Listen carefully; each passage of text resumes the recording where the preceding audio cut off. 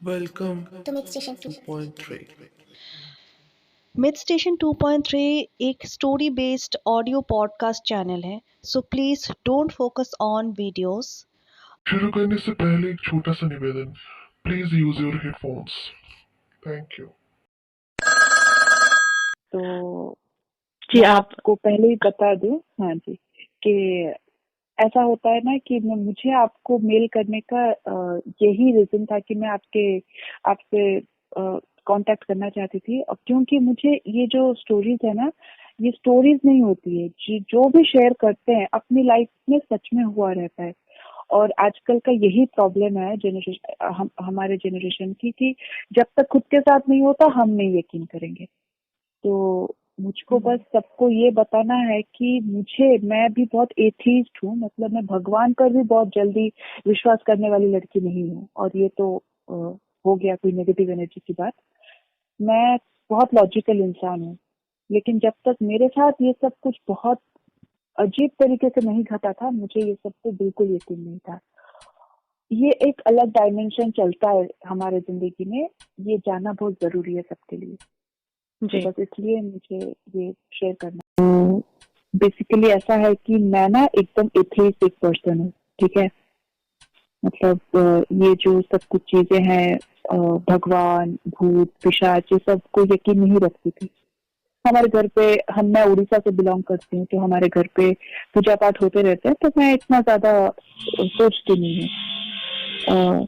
तो मेरे लिए सब कुछ लॉजिकल है। अगर प्रैक्टिकल कुछ है, कुछ लॉजिकल दिख रहा है, कुछ लॉजिक दिख रहा है, तो वो चीज होगी। लेकिन जब वो बोलते हैं ना कि खुद के साथ नहीं होता तो आपको यकीन नहीं आता है किसी भी बारे में, किसी भी चीज के बारे में। तो जब मेरे साथ हुआ तब ये यकीन आया कि नहीं, अगर पॉजिटिव है तो नेगेटिव भी है। और हमारे ही साथ पैरेलली बहुत सारी चीजें चल रही होती है, सिर्फ हम नहीं होते हैं एक जगह पे। सारे एनर्जीज इंटरकनेक्टेड है आपस में। राइट। तो हाँ, तो ये एक्सपीरियंस है मेरा कॉलेज डेज का, मतलब 2 साल पहले की है, 2022 की।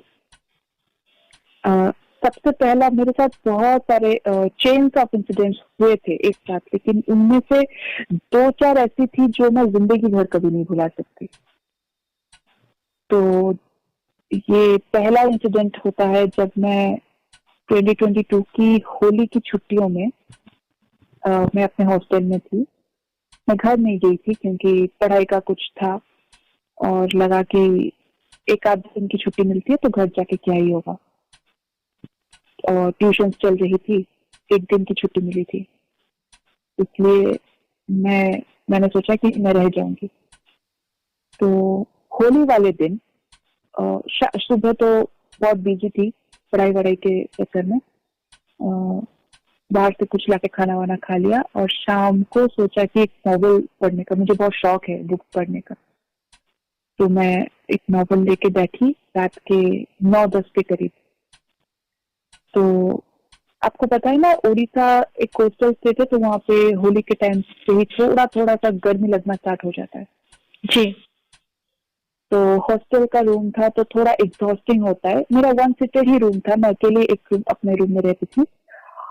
लेकिन थोड़े हवा हवा के लिए, मतलब होता है ना वेंटिलेशन के लिए, कुछ ज्यादा था नहीं। एक बेड के पास छोटा सा विंडो था, छोटा सा एकदम, और एक डोर था। डोर के उस पास से थोड़ा हवा आता है अगर डोर खुला रखो तो। लेकिन रात को लड़कियां खुले रख के, पूरा खुला रख के सोते नहीं है, थोड़ा सा ऐसे बंद करके, एकदम लॉक ना करे भी तो थोड़ा बंद करके रखते हैं।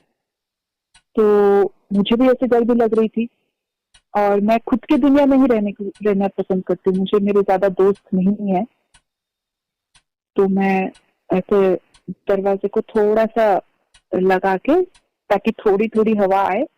और विंडो मेरी खुली हुई थी क्योंकि वो बाहर की तरफ है, और मेरा रूम जो है 3rd फ्लोर पे है,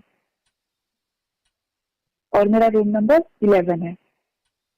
11 था उस वक्त मैं जहाँ रहती थी।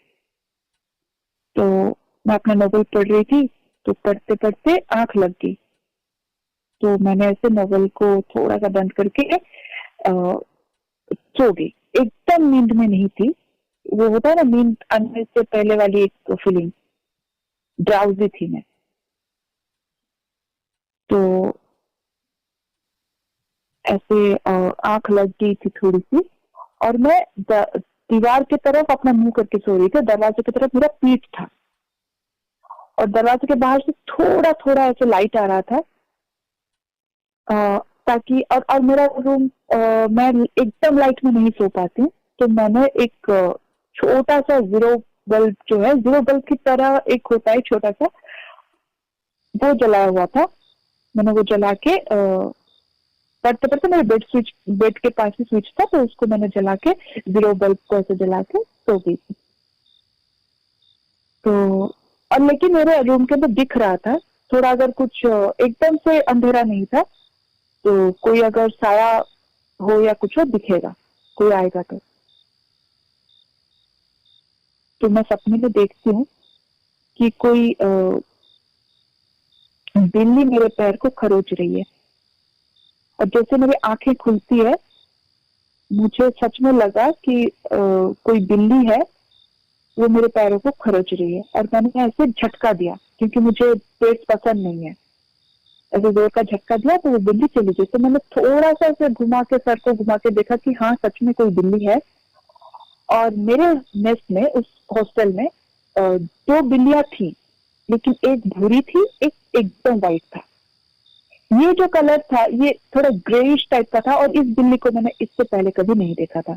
वो जाते हुए मैंने बिल्ली को देखा, और मुझे थोड़ा अजीब ही लगा कि इतनी छोटी सी बिल्ली, आपको पता है ना हाइट कितनी होती है एक बेड की, तो उतने हाइट में चढ़ के मेरे पैरों को खरोचना अजीब तो लगा, लेकिन कुछ ऐसा ठीक है, होगी, एनिमल है, तो चली गई। जी तो मैं जी फिर उठ के, जी, तो मैं फिर उठ के मुझे लगा कि दरवाजे के वो जो थोड़ा सा मैंने रख दिया था, है ना, थोड़ा डिस्टेंस पे, तो वहां से आ गई होगी। तो मेरी नींद फिर से डिस्टर्ब होगी करके, मैंने उस दरवाजे के पास एक कुछ मैट, पता है आपको, तो मैट लेके रख देती हूँ, फोल्डेड मैट, की ताकि वो बिल्ली ऐसे नहीं आ पाए। जंप करके तो आएगी नहीं बिल्ली, मुझे ऐसा लगा इस वक्त। तो ऐसे रख देने से थोड़ा हवा भी आता रहेगा, और बिल्ली से भी छुटकारा मिल जाएगा। मैं फिर आके सो गई। आंखों में नींद तो थी ही, इतनी रात हो चुकी थी, करीब 12, 12, 12:30, 1 बजे के करीब। तो मैं ऐसे आके सो गई, और मुझे सुबह उठने की आदत है, 4 बजे उठ के मैं पढ़ाई वढ़ाई करती हूँ। तो उस दिन भी 4 बजे का अलार्म लगाया हुआ था, तो लगा कि इतनी रात हो गई ना, मुझे फिर सो जाना चाहिए। तो फिर सोने आई, फिर से मैंने अपना मुंह दीवार की तरफ कर लिया, और जस्ट आंख बंद करने ही वाली थी कि मुझे ऐसा दिखा कि मेरे उस वॉल में एक बड़े से लंबे चौड़े आदमी के, और हाथ फोल्ड करे हुए, चेस्ट के पास फोल्ड करे हुए, जो आदमी जो नहीं चलते कभी कभी, वैसे आके कोई खड़ा है मेरे, कहाँ खड़ा है आई डोंट नो, लेकिन मुझे उस दीवार पे उनकी छाया दिख रही थी, साया दिख रही थी। घबराई तो नहीं, मुझे लगा चोर है, और लड़कियां रहती हैं, चोर चोरी करने आया है या लड़कियों को कुछ करने आया है, आई डिडंट नो। तो सेल्फ डिफेंस के लिए मेरे पास, मैं अंडरलाइन भी करती जाती हूँ अगर नॉवल पढ़ती हूँ, तो मेरे पास पेन था, तो मैंने फिर ग्रैब किया धीरे धीरे पेन को, और मुझे इतनी हिम्मत नहीं हो रही थी कि मैं पीछे घूमूं, क्योंकि मुझे ऐसा लग रहा था कि मेरे ही बेड के पास कोई 6 फुट का लंबा चौड़ा आदमी वैसे फोल्ड करके हाथ को मेरे पास खड़ा है। मुझे महसूस हुआ कि कोई सांस ले रहा है वहां खड़े होके, और मैं इतनी फ्रीज हो गई थी कि मैं घूम भी नहीं पा रही थी। मुझे पता था कि कुछ है भी, तो I have to defend myself, लेकिन मैं नहीं कर पा रही थी उस चीज को, फ्रीज हो चुकी थी। लेकिन कैसे भी करके मुझे कोई कुछ नहीं सूझ रहा था दिमाग में, लेकिन बस इतना पता था कि बेड स्विच कहाँ पे है मुझे, लेकिन उठना पड़ेगा, अपने बेड पिलो से सर उठा के देन मुझे वो जलाना पड़ेगा लाइट को। तो मैंने बस एक सांस में उठ के लाइट जलाया, लाइट जलाते ही देखा कुछ नहीं है, कुछ भी नहीं है, कुछ नहीं दिखा आस पास, और दरवाजा ज्यों का त्यों बंद है, कुछ खुला भी हुआ नहीं है। तो मुझे लगा कि कुछ तो है, चोर वोर आए होंगे, तो मैं अपने रूम के बाहर निकलती हूँ। ताकि किसी को बुला के पूछूं कि कुछ हुआ है क्या, कोई आया हुआ है क्या, मैंने ऐसा कुछ देखा है ऐसा। तो मैं जैसे ही दरवाजा खोल के बाहर निकलती हूँ, देखती हूँ कि कॉरिडोर में बस एक ही लाइट जल रहा है और पूरा कॉरिडोर अंधेरा हो रखा है, एकदम सन्नाटा। चलो रात हो गया है, शायद इसलिए सन्नाटा है। तो मैं हर एक मेरे पास वाले रूम को पहले गई, अप्रोच किया कि शायद वो लोग जगे होंगे या कुछ होंगे, क्योंकि हॉस्टल में आपको पता है ज्यादातर लड़कियां इतनी जल्दी तो नहीं सोती हैं। जी जी हाँ। तो मैं देखती हूँ मेरे पास वाले रूम में ताला लगा हुआ है, मतलब कोई नहीं है।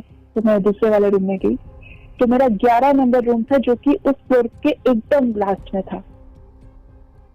तो मैं सोच रही हूँ कि ठीक है ये रूम में नहीं है, कोई और रूम में होंगे, आपको यकीन नहीं आएगा, मैं एकदम लास्ट रूम तक जाती हूँ उसी फ्लोर के, और एक भी रूम में हर एक रूम में ताला लगा हुआ है।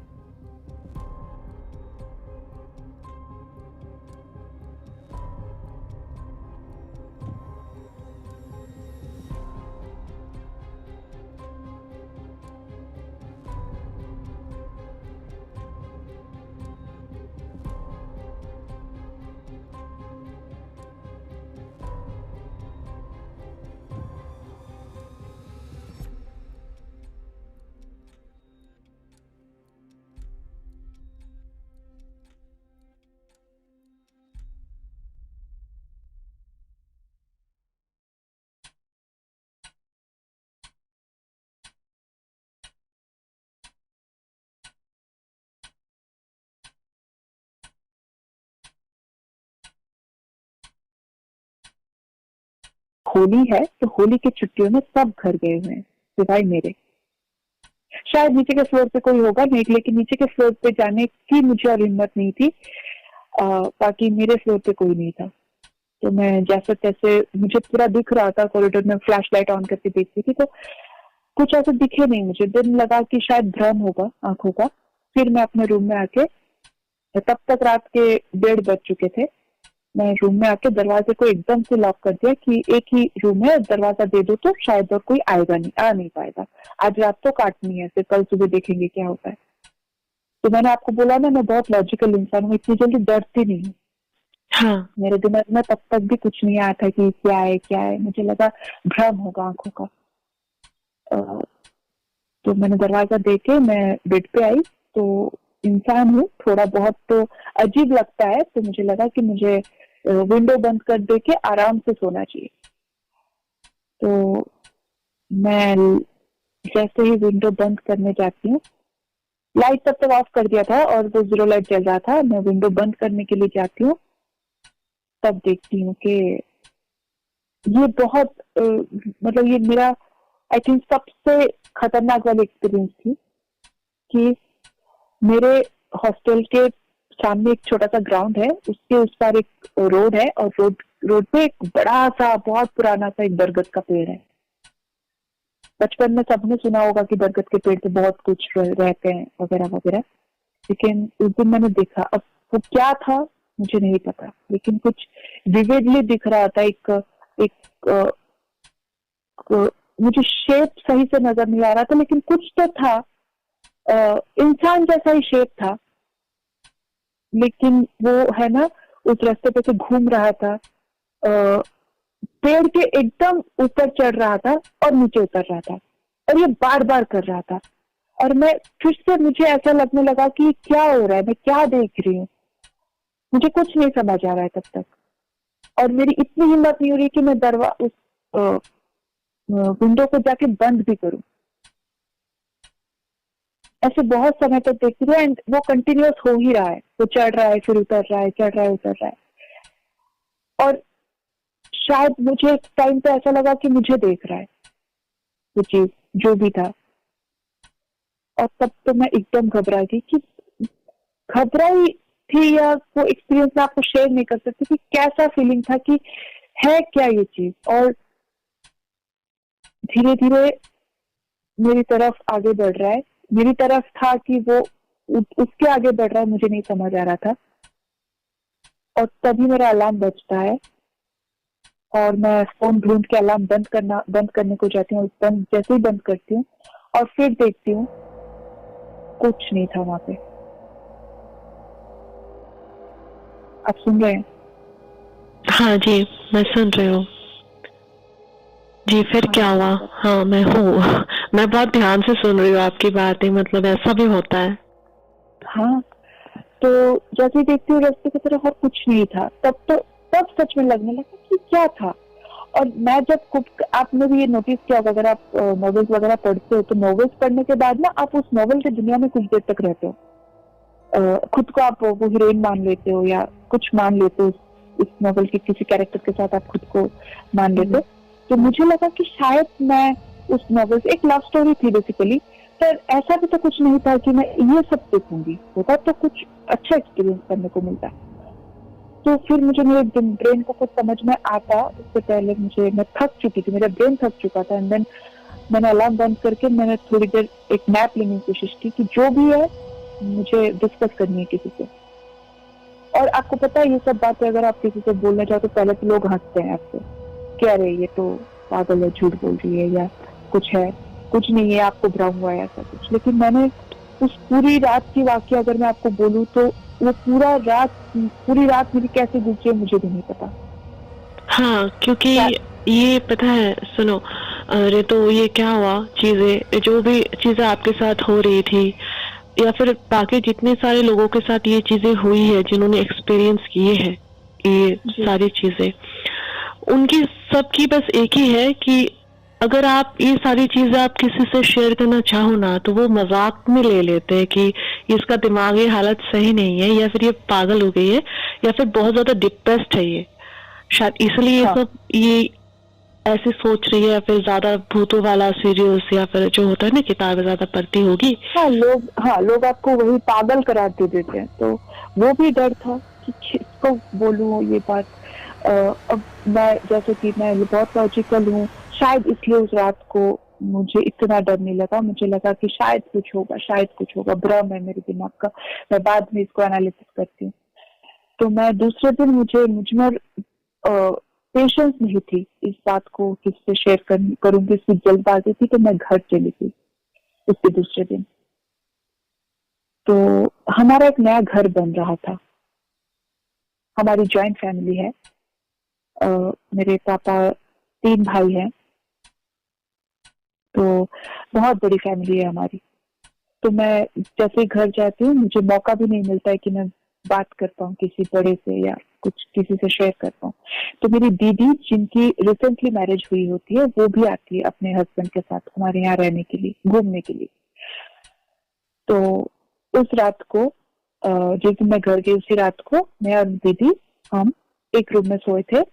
और घर पे आमतौर पे हम दरवाजे को अंदर से लॉक नहीं करते हैं। तो हमारे गृह प्रवेश होना था उस नए घर का, तो इसलिए सारे लोग घर के आए हुए थे और दीदी की जो सास ससुर हैं वो भी आए हुए थे। तो दीदी और मैं एक बेड पे सोए हैं एक रूम के।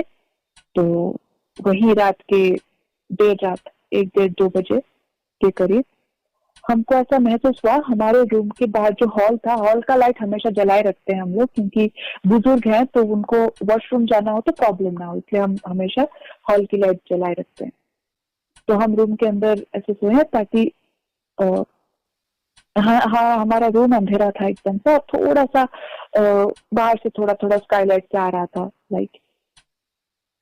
जैसा एक्सपीरियंस मैंने पिछले रात को किया था ना कि कोई इतना बड़ा सा आदमी मेरे पास आके खड़ा है, वैसा ही एक्सपीरियंस मैं ऐसे सोई हूँ, मेरी दीदी भी सो चुकी है और कोई आता है, रूम का दरवाजा खुलता है, बाकायदा खुलता है, एक आवाज होती है अगर दरवाजा खुलता है तो वो आवाज हमको सुनाई देता है और कोई अंदर आता है, चल के आता है, आपको सुनाई फील हो जाता है कि कोई चल के आ रहा है और एकदम हमारे बेड के पास आके कोई खड़ा हो गया है और वैसा ही फील हो रहा है कि कोई ऐसे सांस ले रहा है बेड के पास, सब कुछ वैसा ही हो रहा है।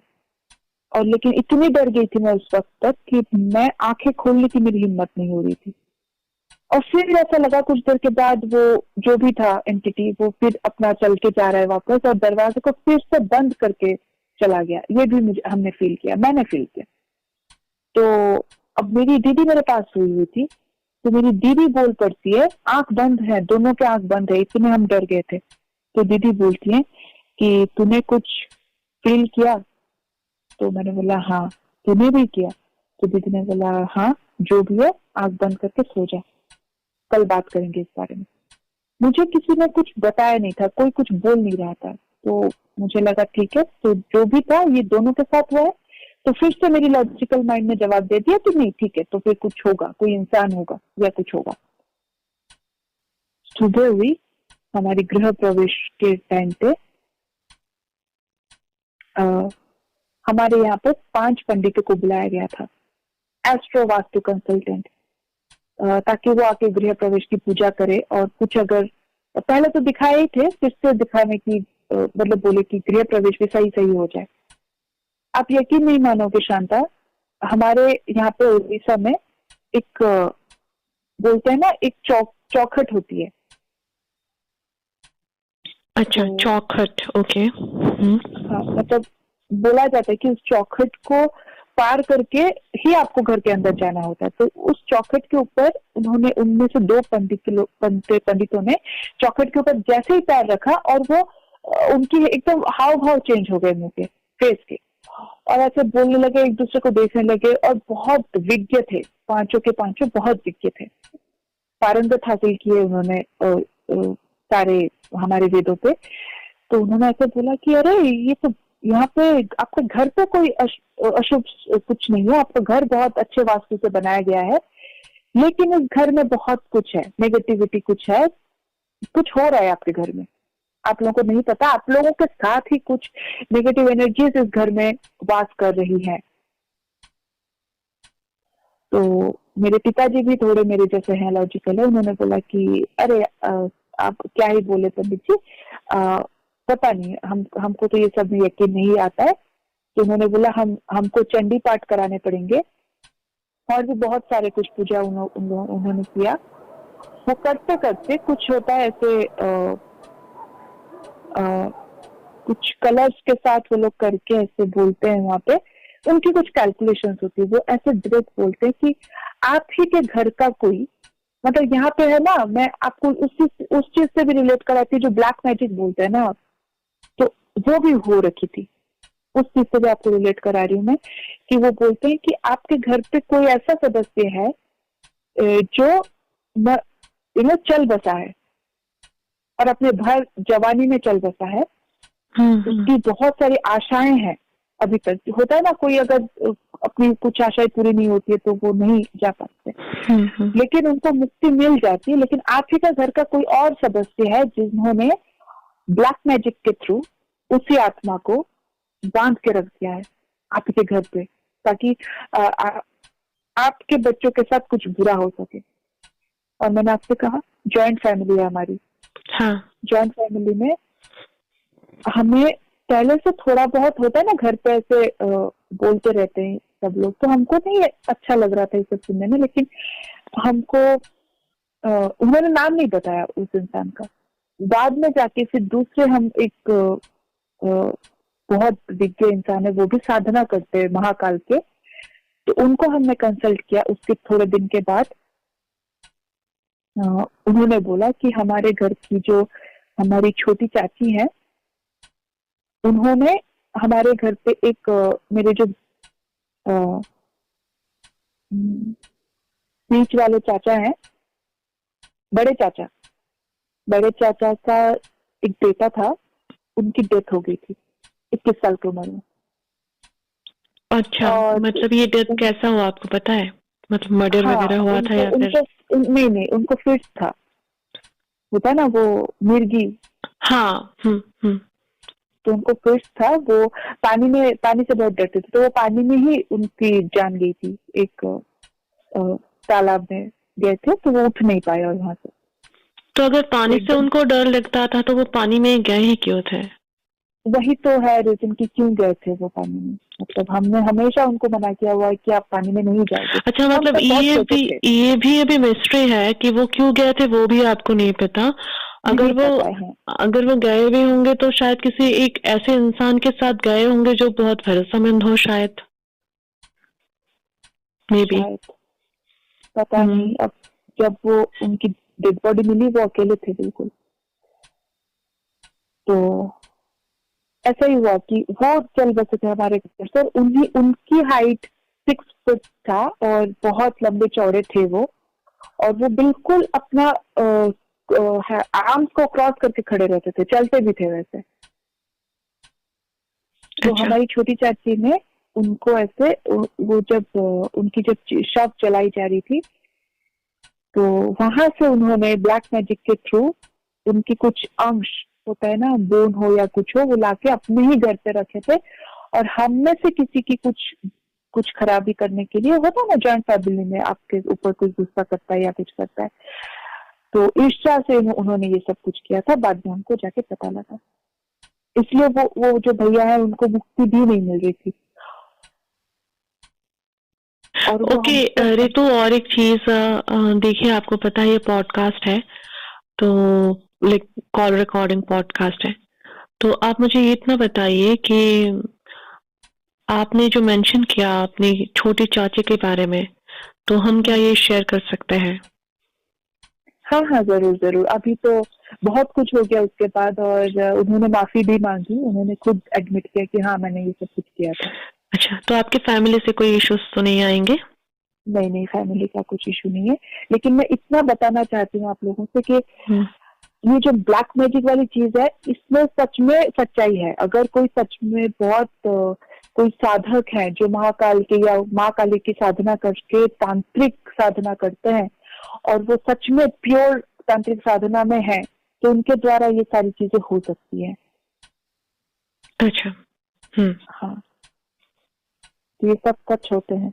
फिर क्या हुआ? फिर हमने उस चीज को बहुत पूजा पाठ करा के उनको मुक्ति दिलाने की कोशिश की। बाद में उन्होंने स्पिरिट कॉलिंग के थ्रू हमको बताया, वो जो तांत्रिक बाबा थे उन्होंने ही, हमने पूछा कि अगर वो उनको लाया ही गया था कि हम में से किसी की वो कुछ खराब भी करे, लेकिन हम में से तो किसी की कुछ खराब नहीं करे, बस वो आके खड़े रहते थे, हमको देखते थे और दूर से देखते थे। हमने बहुत बार ऐसे देखे हैं, लेकिन हमने अपने भैया को, हम बहुत छोटे थे जब उनकी डेथ हुई थी, तो हमको इतना याद भी नहीं था, लेकिन हम काफी बार ऐसे देखे हैं कि अंधेरे में कोई ऐसे चल के जा रहा है, थोड़ा थोड़ा दिखता है तो लगता है कि हाँ ऐसा कोई लंबा चौड़ा करके जा रहा है, उसी तरीके से खड़े होना जो हमने सुना बाद में। तो क्यों कुछ नहीं किया हमारे साथ? तो उन्होंने ऐसे बताया कि वो भैया स्पिरिट कॉलिंग के थ्रू उनको कुछ ऐसे सिग्नल्स देते हैं कि वो बोलते हैं कि ये लोग मेरे भाई बहन है, मेरे ब्लड रिलेटेड है, तो मैं इनके लिए कुछ खराबी नहीं कर सकता, लेकिन मुझको लाया ही गया था इस इंटेंशन के साथ, तो मैं इनको कम्युनिकेट करना चाहता था कि मुझको मुक्ति दिलाओ, मैं नहीं रहना चाहता यहाँ पे। लेकिन ऑफ कोर्स हमको तो समझ में ही नहीं आ रहा था उस टाइम तक। अच्छा, तो मतलब ये जो एंटिटी आपके पास आ रहे थे या फिर आपके भाई बहन के पास आ रहे थे, like he is literally trying to communicate with you, right? हमारे साथ, हाँ। और वो बोलते हैं घर वाले कि मैं बहुत छोटी थी तो वो मुझसे बहुत लगाव था उनको, कि मेरी छोटी सी बहन है ये करके, तो इसलिए शायद मैं उस दिन अकेली थी हॉस्टल में। ये मुझे अभी लगता है कि उस दिन हॉस्टल में मैं अकेली थी, तो उन्होंने वो मेरे प्रोटेक्शन के लिए वहां पे होंगे। करेक्ट, हाँ, हो सकता है कि वहाँ पे शायद आपके आसपास कोई नेगेटिविटी शायद था, या फिर थी, जो भी है नहीं पता, या फिर वो थी भी कि नहीं वो भी नहीं पता, लेकिन अगर आपके भाई वहां पे थे, जो साया आपने देखा, तो शायद वो आपके प्रोटेक्शन के लिए ही शायद थे। हाँ, तो ऐसा बोल सकते हैं कि हाँ, मृत्यु के बाद आप उसको नेगेटिव एनर्जी में ही काउंट करेंगे, लेकिन हर एक नेगेटिव एनर्जी आपके अगर चाहने वाले कोई है, तो जरूर से ये बोलूंगी कि वो आपकी कुछ आपके साथ बुरा हो जाए, वो नहीं चाहेंगे, तो वो आपको प्रोटेक्शन ही देते हैं, कैसे भी हो, कुछ भी हो। जी हाँ, ये आपने बिल्कुल सही कहा कि हर एक चीज या फिर हर एक एंटिटी नेगेटिव नहीं होती। हाँ, थैंक यू रितु, बहुत अच्छा लगा आपसे बात करके। एंड आज का ये स्टोरी सच में मतलब कुछ सिखाती है लोगों को कि